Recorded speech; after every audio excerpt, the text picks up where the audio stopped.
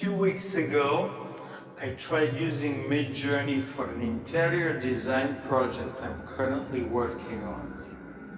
I was looking for ideas for a system of wooden partition walls.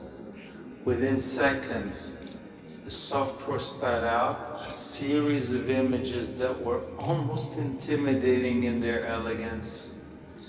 Perfectly calibrated lighting, flawless wood grain, and an atmosphere straight out of a high-end magazine. Yet, after staring at those renderings for more than 10 minutes, I started to feel a strange sense of rejection. There was something deeply wrong with them, or rather, something far too right. The problem with these tools is that they operate on a statistical basis. This means the algorithm doesn't invent a form because it senses a need for it. It simply calculates which visual configuration has the highest probability of looking pleasant and familiar based on millions of earlier images. This generates a peculiar kind of visual boredom. When everything is optimized to please the average user, style converges toward an indistinct center. In commercial graphic design or web design, this standardization is already a visible reality. Layouts all look alike. Colors follow the exact same algorithmic seasonal trends, and corporate illustrations seem to come from the very same hand.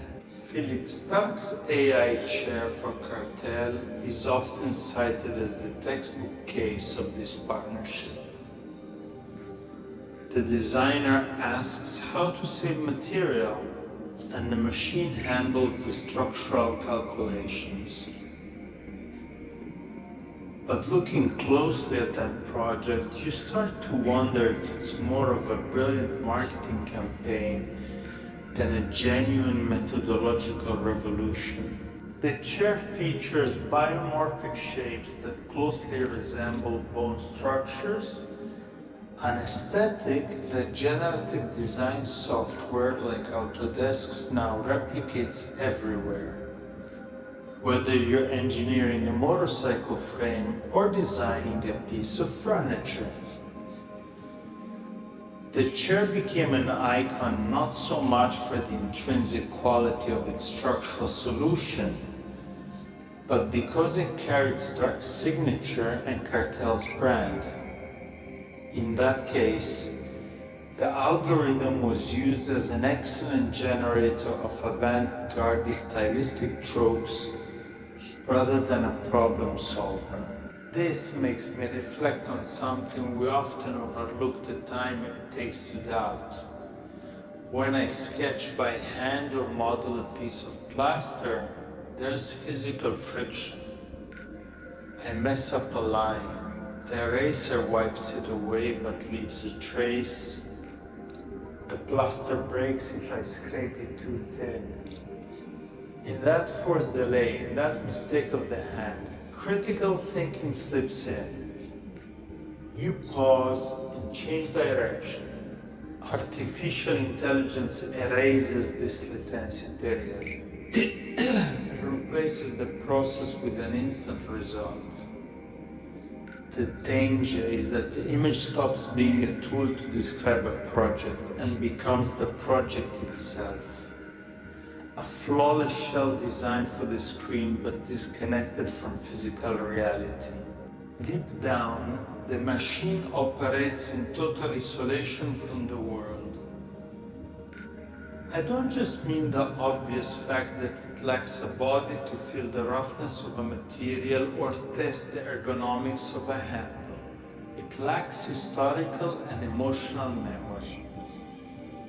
To an algorithm, Enzo Mari's design archive and a generic stock photo are mathematically equivalent. They are just strings of data.